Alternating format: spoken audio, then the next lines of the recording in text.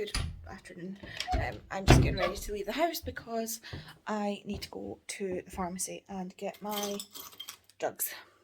And then I need to go to the shop and get some food, because there's, like, I go through phases of, like, hyperfixating on certain foods, and I've run out of an ingredient for that food, so I need to go and get it. But yeah, this is a new weekly reading vlog, and I should have said that at the start. Happy Monday. I have showered. I am not drying my hair because I can't really lift my arm higher than this, which is fun. So yeah, my hair's just going to look how it's going to look, so wish me luck. Well, I am back from the shop and my hair is significantly drier, which is good.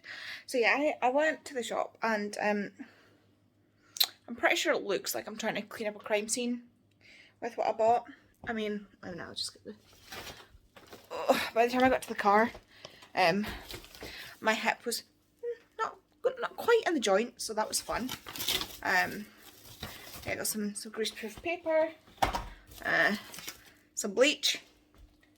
That's where the kind of starts looking a bit murdery. Dish soap, because, you know, we need dish soap. Baby wipes. And washing pods, like Ariel washing pods. It's the only one that none of us are allergic to, because at least one of us is allergic to every other blooming brand. But yeah, it's like, that's very... Oh, look, there's Hamish in the background. Hi, Papa. Yeah, so that's, it kind of looks a bit like I'm cleaning up. And I've just showered, so it looks like I've just, like, killed somebody, showered, and now I'm coming back to clean up the rest of it, so... That's fun. But, I mean, we literally are just about out of these. We just finished one of these. These are for me, for just, like, my face and stuff. I'm allergic to a lot of the wipes, so, like, I'll be good for doing, like, taking makeup off and stuff. Literally just out of this for cleaning the bathroom. And out of dish soap, like, literally. But the fact that that's all I've bought in Tesco. Well, it's not all I've bought. Wait a minute. Oh my god. Wait. I also got another packet of tea because, you know, it's thirsty work apparently, cleaning up bodies. Some vinegar, because I needed vinegar. That was the ingredient I needed, by the way, was vinegar. That was the thing I needed, was vinegar. And I also treated myself to some Tony's chocolonely because my friends keep talking about it, and I'm like, well, now I want to try it. So it feels like getting a Wonka bar. Yeah, I'm gonna put this away and have something to eat because my stomach is eating itself right now. So apparently we're getting a lot of updates on Monday. It has just started hailing outside. Like hailstones. Hailstones in April. I mean, it's not the weirdest thing that's happened. My school got shut in, like, June one year because it was... Was it May? Maybe it was May. Got shot one year because it was snowing in summer. And I was like, oh, not summer, like, you know. But yeah, I just started chucking hailstones down. Cool. Good afternoon. It is Tuesday. Yeah. I don't know why I don't check these things before I start recording. Honestly. I'm so confident that I know what day it is, and then I don't. Please ignore... Just don't look at my face. Just don't look at this vlog face on. It's disturbing. So yeah. I ended up going on some backstage sprints last night with Bobby and decided to start Poison City by Maria Snyder. And I planned to read up to page 100. I thought it's like, my book's just over 400 pages, so I was like, I'll do it in 100-page chunks. So we only did one sprint because it was like 11 o'clock at night. I got up to page 66, which was midway through a chapter. But I was absolutely shattered. So I decided to go to bed. Like, there's my next 100-page mark. And then I couldn't sleep. when I got to bed, so I looked to see if Poison Study had an audiobook, and it didn't, but it did have an ebook on Scribd, so I ended up reading, and I got to page 144.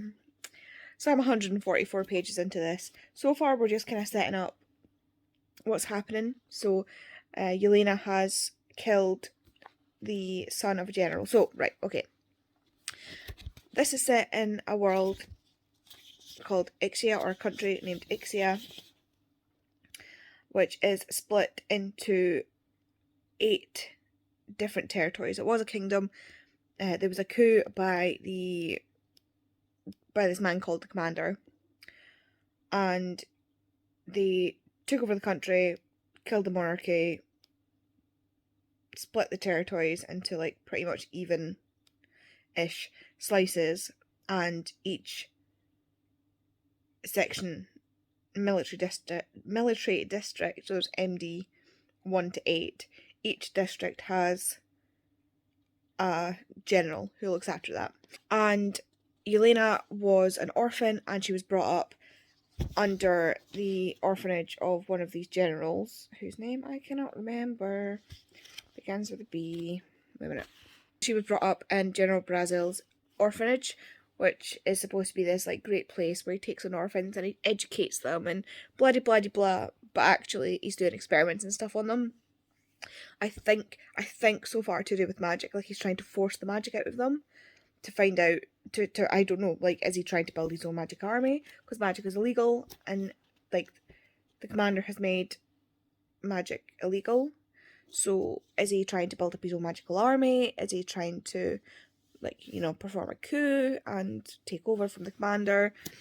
I don't know how I feel about the commander at the moment. So the commander is very much like, he has this behaviour code, which everybody in the country has to follow. So you have to follow this code. You have to behave. Like, you have to behave. The punishment for misbehaviour is, like, getting chained naked to a post. Literally. And if you kill someone, you die. Like, that is hence why she killed Brazil's son. I don't even know the little weasel's name. She killed his son, and Riyadh, that's his name.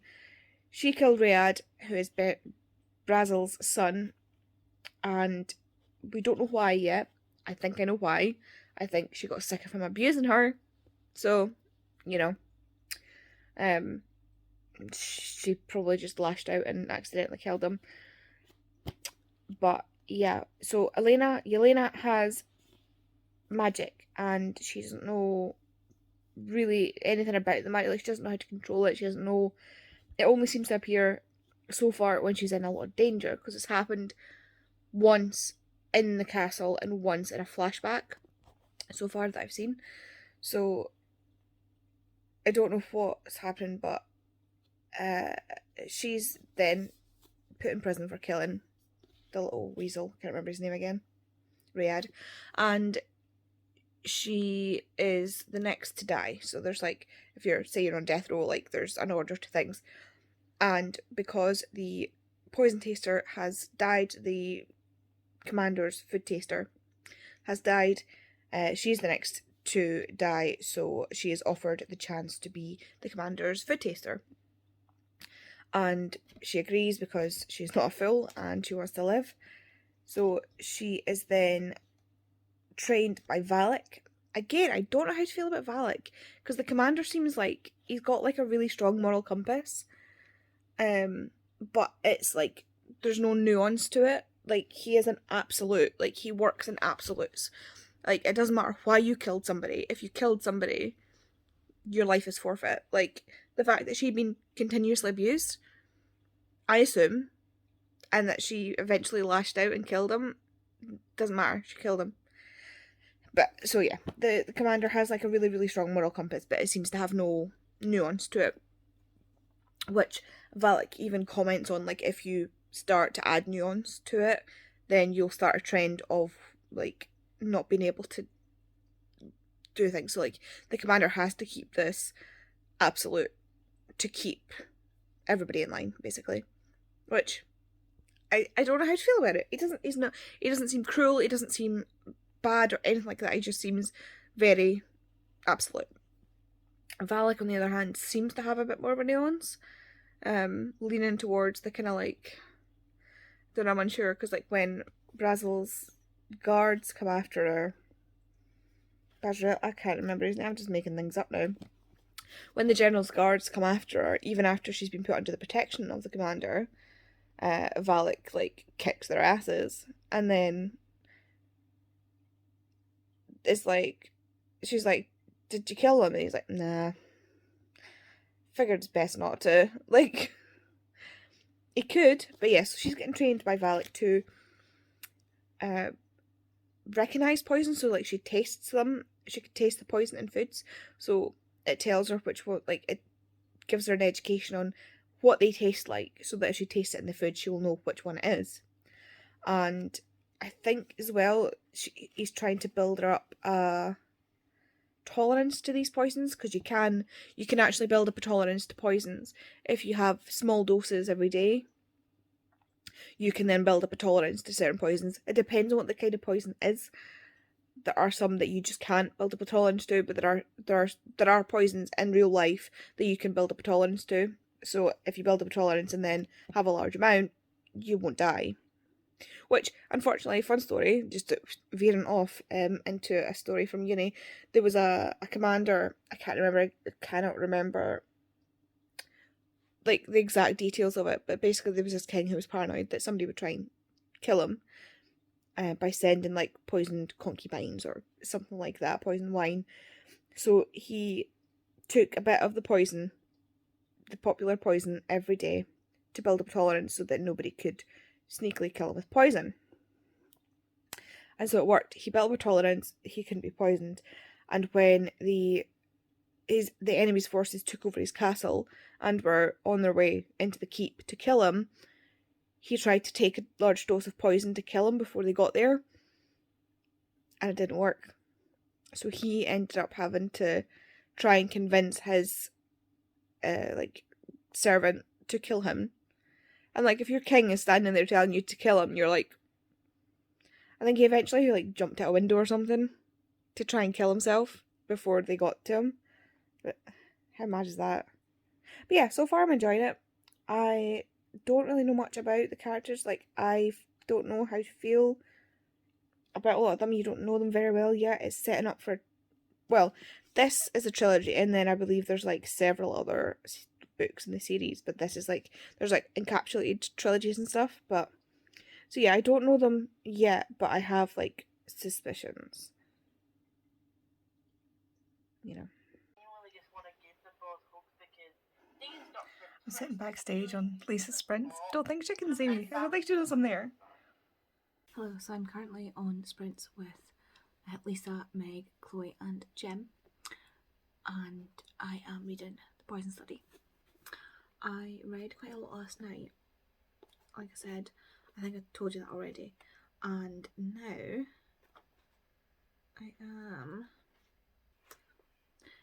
I am at page 181. So I'm only 20 pages away, or actually quite 20 pages away from my 200 page mark.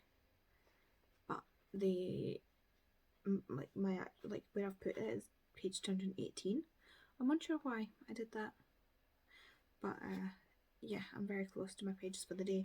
But I'll probably continue reading because I'm really interested. The reason I've stopped right now to vlog is because we've just met Ari and Janko. Sorry, I'm throwing bookmarks at myself. We have just met Ari and Janko, and if they're not a couple, I'm gonna be mad. I need them to be a couple. I need them to be a gay couple. Like, the things that their captain was saying to them was very like touching on homophobic, like calling them effeminate, insulty type nicknames.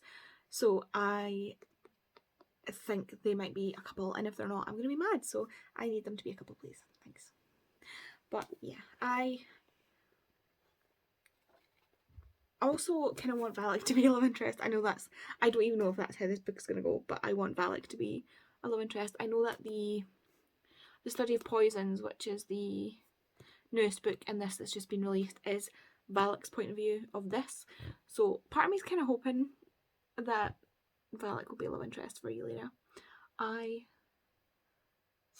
I'm liking the commander. Like, he seems fair. If, like I said, like very like moral compassy. But so far, I'm not mad at him. I'm not mad. And I love Ari and Django, if I've not said that already. I've barely, like, we've only had like Brazel's just left and she's just talking to them now, and I love Ari and Django already, so I would like more of them, please. And Yelena is, I don't know, because I don't have any feelings really towards Yelena. She's just kind of a flat character right now, and I don't know if that's intentional, because she's been in prison for, like, she says 5 seasons. I don't know how their year works, but like, she's been in prison. She's been kept in the dark, in the filth, on her own, in the cold, and now her main sort of personality trait is that she's suspicious of everyone, and fair, like absolutely fair. But she's learning to trust people, and I feel like when she comes out of her shell more, I might like her more. But right now, I don't have that many feelings about her. I don't like. She's not like my favorite character in this, and it's her point of view. Like, my favorite characters are Ari and Django, and they've only been in it for 5 minutes. I also really like the seamstress, whose name I can't pronounce, and I really like Rand and Valak. I don't know what it is about Valak, but I just really like him. And for some reason, in my head, I'm seeing Valak as like Ben Barnes with like long hair, like this long hair, like chin length hair. I think he's like that in Shadow and Bone, maybe, or I'm sure I've seen something with him with like Winter Soldier hair, but Ben Barnes. That's how I see Valak. Yelena, I don't have a thing in my head. I don't really have a thing in my head for anybody else either, but I don't know why I'm so interested in Valak. It makes no sense. Maybe because we don't know a lot about him. He seems like a really interesting character. I might be talking at my ass. Tori's gonna watch this and be like, I hate you. Sorry, Tori. I'm sorry. But yeah, I'm definitely intrigued. Like, I want to know what's going on. She's obviously got some sort of magic, and I think I was right. I think they were studying her for magic and trying to force the magic out of her. So we shall see. I don't trust Brazel. I mean, I don't like him either, but I don't trust him. So we shall see. Okay, so I have a small gripe. I have a tiny little one letter gripe. So there's a character, I don't know her name. I can't remember her name. Marin. There's a character, Marin, who fights with a bow. Now, not a bow like a bow and arrow. No. A bow, which is a bow staff, a bow stick. It is a long staff, stick thing that you fight with. It's flexible. It's very, like, Eastern fighting style weapon. Now, a bow staff is B-O. Bow. However, throughout Poison Study so far, anytime someone mentions it, it's spelled B-O-W, which is that kind of bow. I even think that bow staff, let me see, bow staff, yeah, so bow staff even has an accent, a line, the line, along the top of bow, this bow, like lengthen the O. So yeah, it is a bow staff, like a B-O staff, and not a B-O-W staff, you know, that I know it's, because it's not necessarily in our world. Like, this is not in our world, this is a fantasy world. However, knife is the same thing, sword is the same thing, like, other things are called the same thing. So if you are talking about a large, flexible fighting stick, and you're going to call it a bow stick, not a bow, like, it's, that is my gripe. However, the characters have been improving. I very much am enjoying Yelena. She finally tipped over that scale of, like, me liking her, and like, the characters are now like, I'm very happy with the characters. it's a bow, not a, you know, and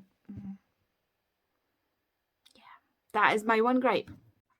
Hello, good afternoon. It is Wednesday. I am getting myself prepped to go on the podcast with Lisa and Jem. I was running upstairs now, but I just wanted to update you first. So I finished Poison Study last night and I really enjoyed it. It went pretty much exactly where I thought it was going to go. So not mad. It's given me like, so we see this series here, this trilogy here is called the Age of the Five trilogy, which is a Trudy Canavan novel. A Trudy Canavan trilogy.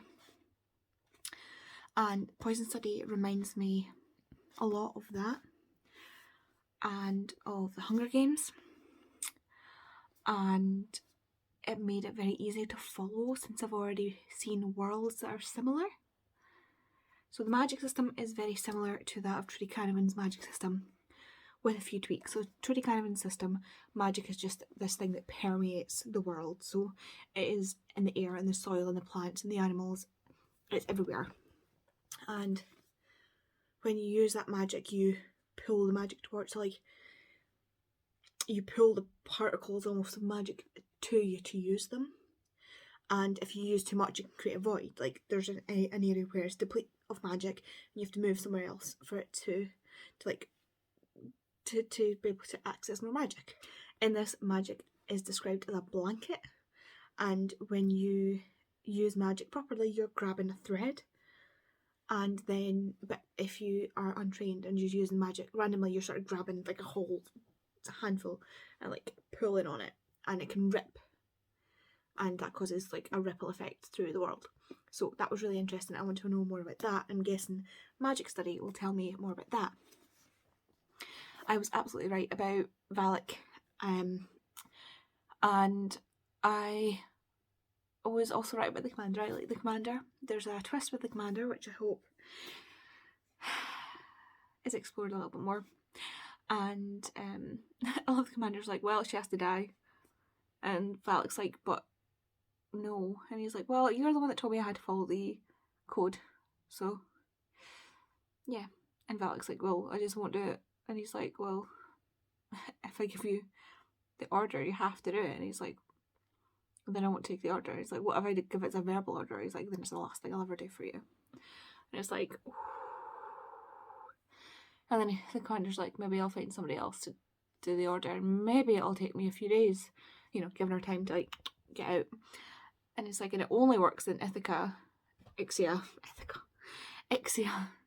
So like, if she gets out of Ixia, then she's not going to be hunted. But yeah, I really liked it. I really enjoyed it. I'm looking forward to reading Magic Study. I've got them on an ebook as well, which really helped because I was struggling to hold the book just because of the way my hands have been. So I have the other two and the Glass trilogy on ebook. So I might also read them. I don't know, but the Glass trilogy does not follow Elena, so I'll see if I get on with Elena first. And then there's another study trilogy. So there's the like Shadow Study is the first one, and that follows Elena again, but I don't know if there's a tie-in, so we'll need to find out. I'm sure Tori will tell me. But yes, I really enjoyed this. I gave it 4 stars. There was nothing that jumped out at me. I don't know if that's just because it's like an older YA or like what. It just didn't hit the same as I think it would have had I read it when I was younger. And since I've read so many other things that I think are similar to it, I think it's not had the same impact. But even like I am also reading this series. The series is still not having like rereading it is not having the same impact as it did when I first read it. So like I think it's a me thing because I really, really enjoyed this. The only thing I wish I had more of was Ari and Janko, who is still not confirmed as a couple, but they better be, or that's it. Anyway, what this means is I need to choose another book from my TBR. I've still got 12 books on my TBR. I'm not putting Magic Study and Fire Study in yet because I will be reading them as e-books probably when I can't sleep. So What have we got? What have we got? What have we got?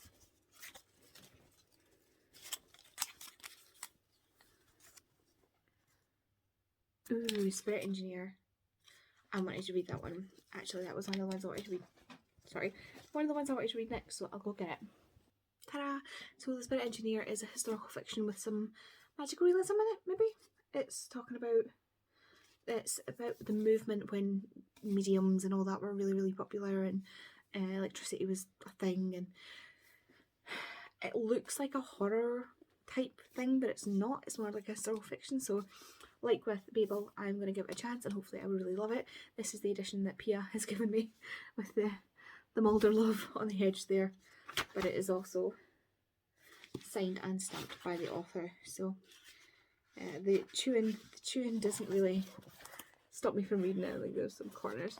The fact that Mulder chewed it has not stopped me from being able to read it, but I will, however, put it in a book bestie. I'm going to use my James and Cordelia one because just looking at them makes me so happy. Like, she's got daisies in her hair. I cried when I noticed that, like legit cried when I noticed that, and I was on a backstage sprints with friends, and they were like, oh, because I was like proper sobbing because I love James and Cordelia more than just about any other couple other than, you know, Magnus and Alec, because it's Magnus and Alec. But yeah, I'm just going to put this into, oopsie, I'm just going to chuck the book bestie on the floor. There we go. So it's in the book bestie, and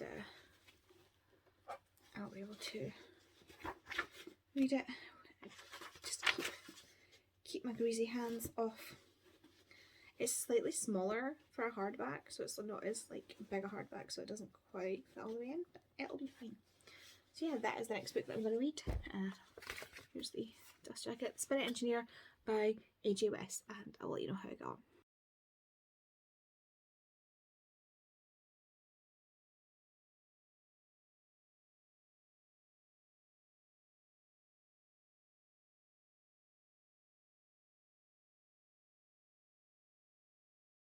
Good evening, it's like 10:15 on Thursday. I had to very quickly haul together a semblance of a TBR for me and film, edit and post my wrap up, because, not my wrap up, for God's sake, my TBR, because it's meant to be going up tomorrow. So I thought I had much more time left in April than I actually did, so I am hoping maybe to get one more book read. So I ended up reading this, which is Space 10 Things, was it 10 Things You Should Know by Dr. Becky Smethurst, yeah. And it's basically just 10 quick little things about different space related things. So there's Why Gravity Matters. In the beginning there was nothing. Brief History of Black Holes, which is also the name of her other book. Just because you haven't seen it doesn't mean it doesn't exist. How Far We'll Go, In Pursuit of Earth 2.0, Why the Night Sky is Black or Dark, Aliens Probably Exist, The Original Chicken or the Egg, We Don't Know More Than We Do Know. So there's 118 pages, so that was nice and quick and really interesting. Her voice really comes through in her writing, and I've been really enjoying her YouTube, so I really, really enjoyed that, and I'm really looking forward to reading her other book, A Brief History of Black Holes, in the next month. I am reading this, however. This is not, it looks like this should be one of the Shadowhunter books, but it's not. This is the Spirit Engineer, and I am 75 pages in, and this is a weird one. So it's set in 1914, so we get an opening scene of, frankly, what reminds me of the, you know, the bit in Les Mis when Javert is standing on the bridge. That's the opener is like this guy standing in front of the water, and it makes it seem like he's going to kill himself. Oh no, yeah, okay, yeah. He put cyanide into scotch, so yeah, it seems like he's going to kill himself. And then it jumps to 1914, Belfast 1914, and just a few months, I believe, after the Titanic has sunk. And we follow our main character, William Crawford, who is a right pain in the arse, I'll be honest. He's a professor of engineering at what he calls the Institute. I don't actually know the name of the... If he said it, I've not picked up on it. And he is pompous. He is just one of those guys where it's like, he's so stuck up his own arse, he can't see what's going on in front of him. And his wife's brother was on the Titanic when it sank, and he thinks that his brother-in-law deserved to die because he was a bad person, and obviously his wife's just upset that her brother died. I'm starting to get the feeling that she is speaking to him from beyond the grave, beyond the watery grave. And there's a couple of mysteries going on. So one, their maid disappeared, and he found a strange letter from her about something that his wife is doing that makes it seem like it's an affair, but I don't think it's going to be that simple. There's also their benefactor, this woman who basically helps them live by giving them money because she's much richer than they are while he's writing his book, and she seems to be taking his wife to church, but she's somebody who goes to the church has been like, oh, I've not seen you in a while, and he's like, wait, what up? And there's been a few experiences in the household where his children have sworn up and down that there is a lady in a white dress in the house. Obviously, like, I'm thinking ghost, he's thinking you're either making it up or you're getting confused with the new maid, who I really like. She's really nice, Rose. She's sweet. And yeah, then when he's been at his work in the university, institute, whatever it is, he teaches. He's a teacher, so it must be some kind of school. There have been 2 occasions now where he's either seen someone that's turned out not to be there, or feels like he's been chased. Like, you know when you do that thing when you come down the stairs at night and then to like go to the bathroom or something, and then you're going back up the stairs but you've switched the light off and you feel like somebody's chasing you up the stairs, like that feeling, that's what he's been getting. He's gone bolting out of rooms at his work, like feeling like he's about to be grabbed by something. So clearly there's something supernatural going on. I mean, it is like, that is the whole premise of the book, like it is to do with like the like ghosts and stuff. So that's interesting, but I don't know if it's supernatural or if it's just superstition, because again, it's set in 1914 in a time where people were starting to believe in ghosts, but there was a lot of people like tricking them. So like mediums like thumping under tables and making tables float and all that sort of thing, you know, even to the point where they found a way to make it look like there was a spirit in the room, like that sort of thing. So I'm not sure if it's his imagination getting the better of him or if it is truly supernatural. So that'll be interesting to find out. But yeah, I'm 75 pages in. It is, let me just undo this. Sorry, so yeah, 75 pages exactly in. And this appears to be, it's the epilogue, 297. It's 297 pages. So we'll say 300. So if I can at least get to page 100 tonight, then that would be nice. That is 30, 40, 15. 4 chapters away. 4 chapters away, and I'll get to page 100. And then I can quite possibly finish this tomorrow. And then we actually have time to pick up another book, which I did not expect to have. I thought I was going to only finish this, but I'm also in sprints. I'm on sprints Saturday, Sunday with Tori, so we shall see how much I can get done. I still have loads of books on this month's TBR to read, and it would be amazing to be able to get to at least another one of them, because this is only the 4th book, maybe, if I'm lucky, on my TBR that I've actually read. This one is just one that I wanted to pick up because I just recently got it, and it's so small, so small. But yeah, so here's hoping I can get to a bit more of it and it doesn't freak me out too much. Good afternoon. It is Friday, and It is later on in the afternoon because I ended up staying up until like 4 or 5 in the morning. One, reading The Spirit Engineer. Ended up listening to the audiobook because I couldn't sleep because my joints were aching so badly because of how cold it was.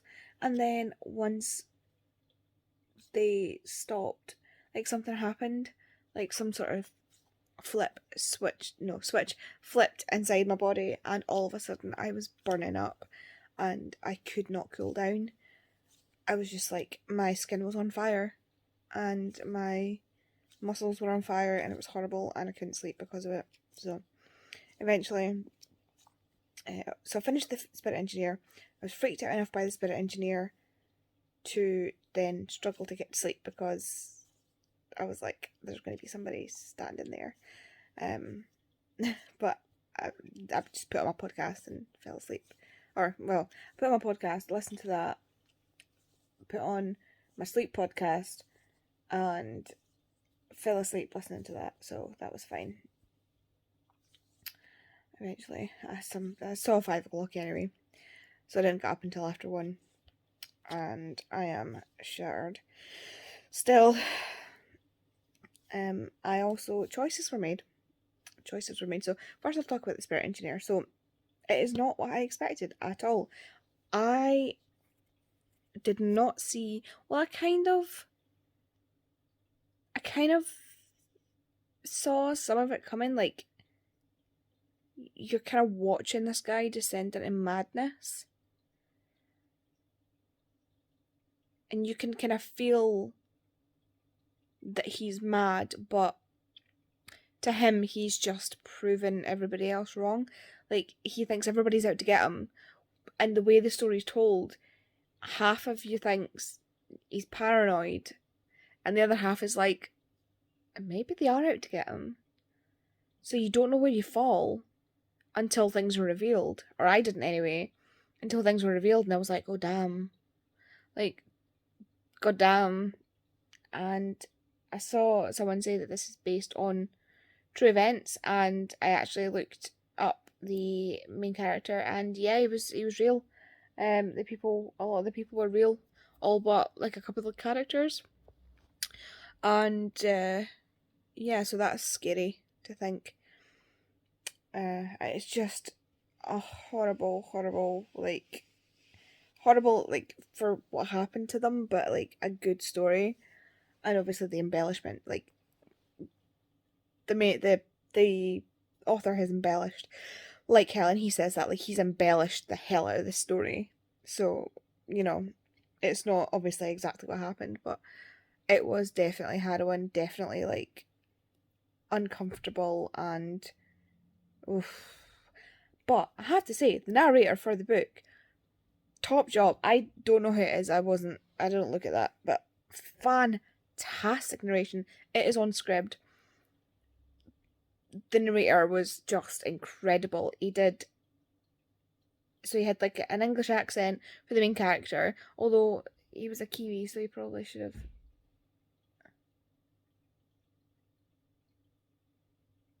I swear somebody's knocked my door, but I don't think so. Anyway, he grew up in New Zealand, so I don't understand why he didn't have a. Okay, so it was actually Douglas coming in the door. Anyway, what was I saying?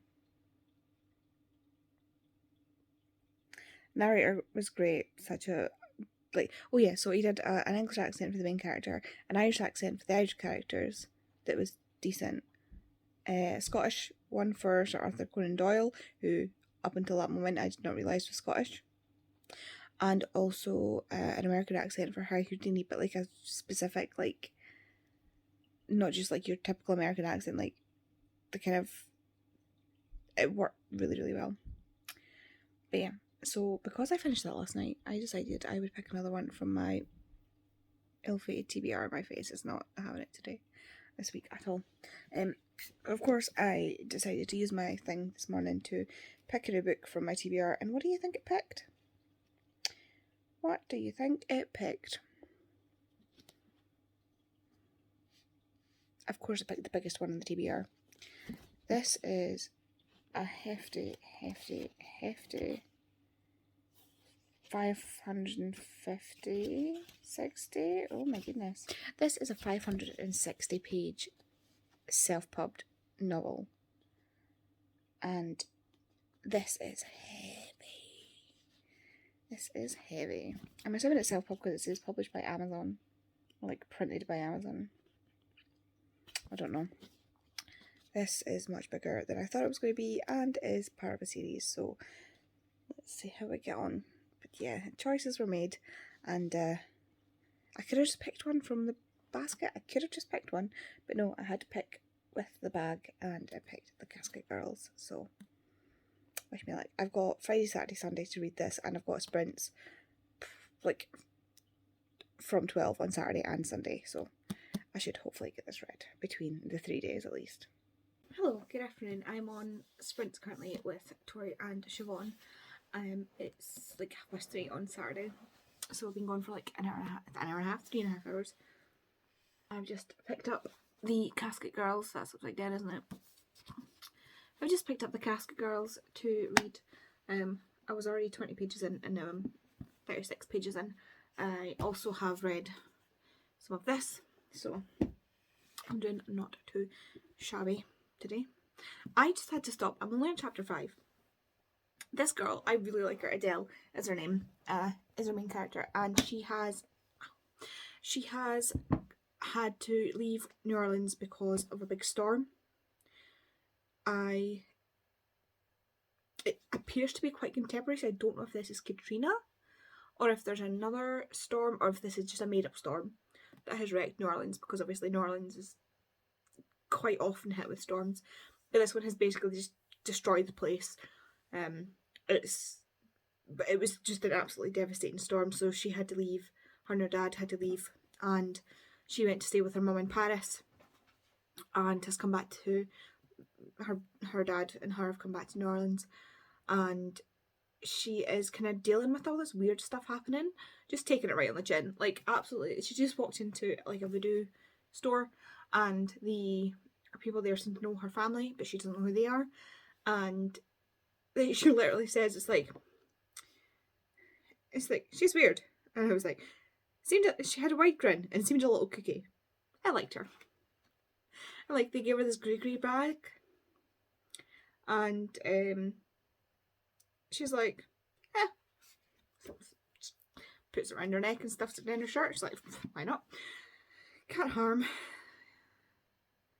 But yeah, I'm really enjoying this so far. It's really setting up the sort of setting really well. Like their house has been saved mostly. A part of it has been destroyed, but most of the house is safe.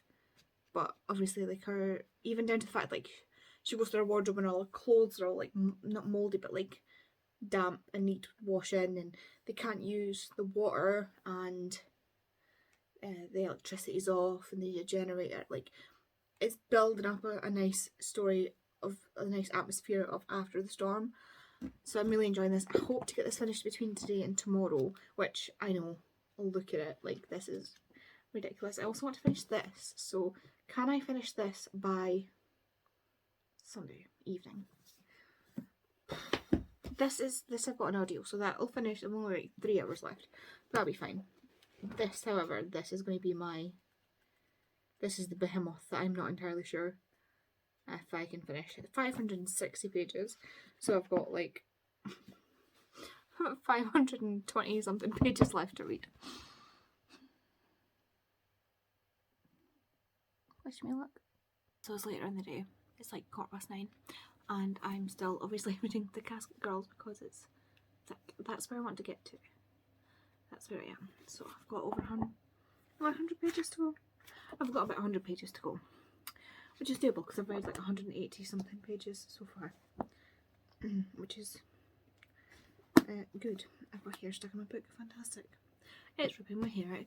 So turns out I was wrong about the Casket Girls. So the Casket Girls are girls that were sent over when the place has been colonised, and the casket part of it comes because they were sent over with these chests, basically, of dowry, which looked like caskets, so people kept calling the girls with the casket Girls. This book so far is given Vampire Diaries. You've got two mysterious Italian guys, one blonde, one brunette, you know, like Stefan and Damon. You've got the all-American blonde hair boy, like Matt. You've got the stuck-up schoolgirls, and something has been released from this convent where vampires were apparently kept, or like, not kept, but like trapped is the word, because the casket girls apparently brought over vampires. Like, the joke is that they didn't, their dowry wasn't there because there was nothing in the caskets when they opened them, but they brought over vampires, and that's how vampires arrived in the Americas. Now, New Orleans is a big supernatural hub, especially for vampires. Like, just in general, like, if you go to New Orleans, there's going to be tales and myths and folklore galore about the supernatural. And this story feels so familiar. It feels like something I've either seen or read before. I mean, other than the whole, you know, supernatural, other than the Vampire Diaries side of it. But yeah, I can't put my finger on it, but it feels like something I've read before, and obviously I haven't. Like, I don't think I have any other books set in New Orleans other than Out of the Easy, and that's nothing to do with this. But it feels so familiar. Obviously, it's probably a popular story coming out of New Orleans, so it's probably just that. But yeah, I get the feeling that Desiree and Adele are witches. I get the feeling that the Italian brothers are vampires, and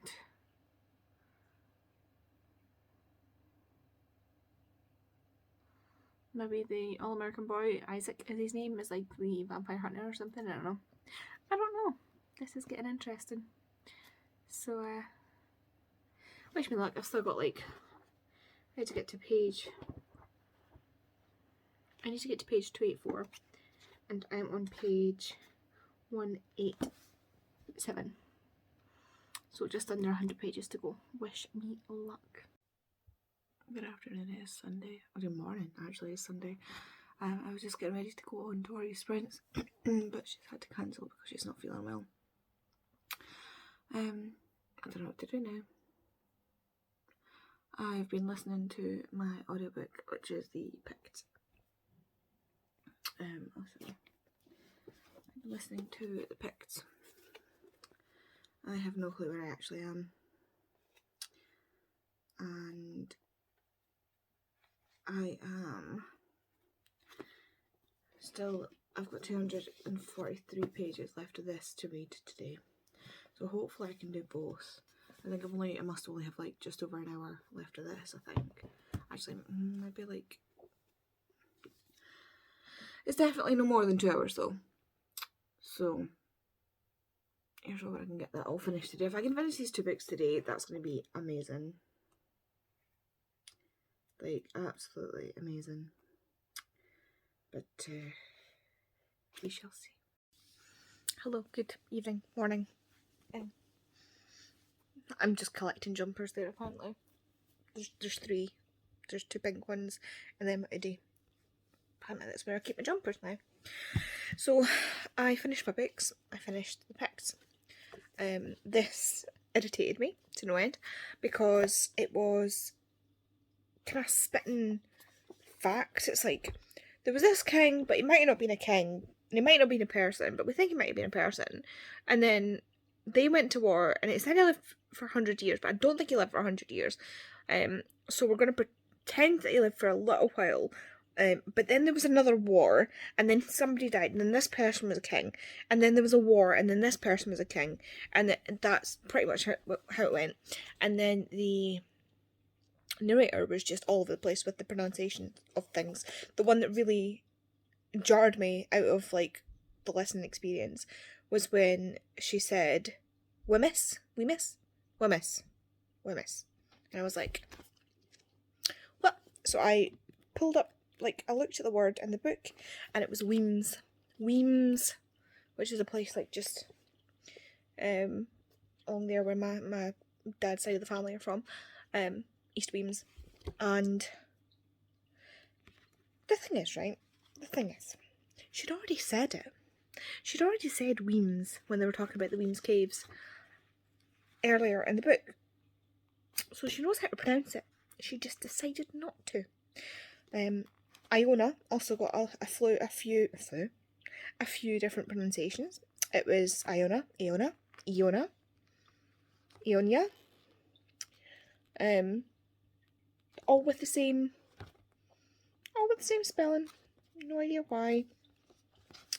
And there was no context for like why she was calling it, like naming it different things. And also there was like names, like the Gaelic version of Angus. Onius. It was when she was talking about the same person, and his name had several different pronunciations within the same paragraph. And I was like, can you pick a pronunciation and stick to it, please? She was not doing that. So that irritated me. I get that some of these words, like some of these old names and stuff, don't necessarily have a modern, like there was discussion the whole fact that a lot of the like Picts didn't have their own way of taking down things, so a lot of it is like the Romans and the Irish noting things down after they happened. So it was like Latinized version and Gaelicized versions of Pictish words. So I get you're taking like sometimes you're taking a shot in the dark at what, like, how you would say a word. However, like, pick one pronunciation and run with it. Just take one. And like Pictavia, the name that they gave the Pictish lands, it was Pictavia, Pictavia, like all these different ways of saying it, and it just irked me. So yeah, that wasn't as fun as I expected it to be. However, this, on the other hand, this was fantastic. This was so good. It's still so familiar and I cannot place it. But this is a, like, bread and butter witches and vampires in New Orleans. That I'm me talking about pronouncing things wrong. This is like your bread and butter witches and vampires in New Orleans.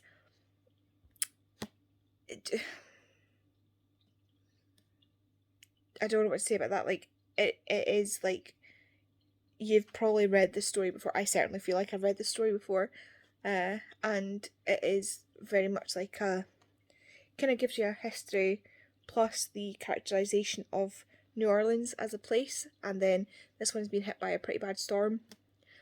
And by a storm I mean like a hurricane. Like a hurricane that was so bad that they're struggling to get back on their feet.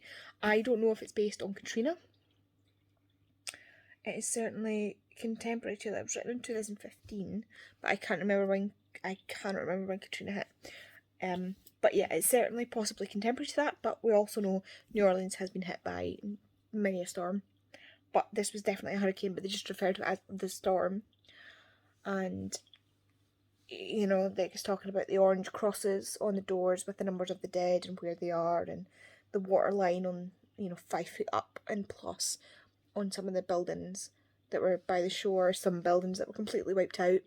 The fact that they don't have electricity or safe, clean drinking water, or just, infrastructure, they weren't able to get. Like, even throughout this entire book, they talk about the fact that they can't get fruit and vegetables and milk, and it really, really keeps to that atmosphere of New Orleans in the aftermath of a storm and a hurricane, and it is fantastic.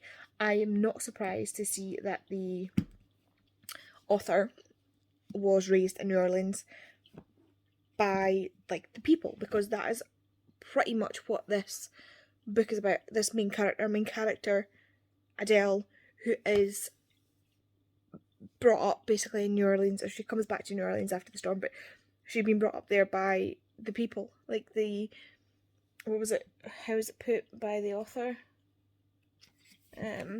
This is so Alice basically wrote herself into this. So Alice Arden was raised by the street performers, tea leaf readers, and glittering drag queens of the New Orleans French Quarter. That's how our main character was raised. One of the main characters, you've got one of the side characters is gay, like tour guide. Why was that so difficult? Like, he does the ghost tours and like the history tours and things like that, but he's like really flamboyant and gay and Creole. And his one of the other people that is like one of the staples of the town is Blanche, who is a drag queen, a fantastic drag queen, might I add. And like, her dad owns a bar, the main character's dad owns a bar there. Like, the community sense of it is so, I don't know how real it is to New Orleans because I've never been there, I've never lived there, but it really, really pulls through this level of community that I feel like it just feels authentic. It feels real. Like, you see it in these small town books and small town TV shows and things like that everybody knows everybody. Everybody's like, oh my god, you're back. Like, it's just so lovely, and I absolutely loved it. I'm so looking forward to reading the next 3 novels. I think there's only the 4 of them. They're all on, I want to say KU. They're all on KU or Script. I think it's KU. So hopefully I'll pick them up soon. But yeah, this was a chunker. This one almost killed me, I swear. But it's done, and it's Sunday. And it is the 30th of April, of August. It's the 30th of April, which means tomorrow, say it with me, it's gonna be May. I'm gonna hate myself when I'm editing this. Sorry, Edit Andy. But yeah, I am so excited I love this time of year. I love when it turns to May because I just go ham on the whole, it's gonna be May. Yeah, so I start my May TBR next month, tomorrow. I need to sleep. So yeah, I'm just coming to sign off and say thanks very much for watching. Links all down in the description. Please do like and subscribe if you want to. And I will see you in my next video. Bye.